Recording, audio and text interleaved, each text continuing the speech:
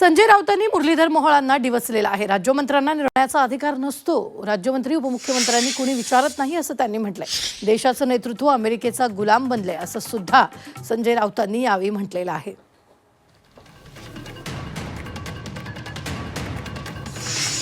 भारत सरकार या सगळ्या युद्ध परिस्थितीवरती खूप बारकाईने काम करते। अगदी विदेशात आपल्या लोक अडकली त्यांना आणण्यापासून या देशांमध्ये युद्ध झाल्यानंतर सुरू झाल्यानंतर या आपल्या देशावरती वेगवेगळ्या सेवा सुविधांवरती काय परिणाम होईल याच्यावरती खूप भारत सरकार सिरियसली काम करते। त्यामुळे निश्चितपणे याच्यामध्ये कुठली अडचण येणार नाही।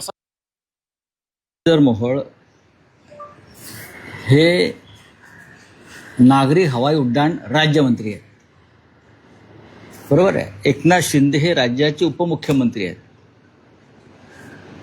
या देशामध्ये काय करायचं आणि काय नाही करायचं हे या दोघांना ठरवण्याचा अधिकार नाही। हा राष्ट्रीय प्रश्न आणि आंतरराष्ट्रीय प्रश्न आहे। त्याच्यामध्ये देशाची विदेश नीती जी आहे ती काम करत असते। त्याच्यामध्ये डेप्युटी सीएम महाराष्ट्राचे किंवा कोणत्या राज्याचे सहभागी नसतात किंवा राज्यमंत्री केंद्रातले सहभागी नसतात, एवढेच मी सांगू शकतो।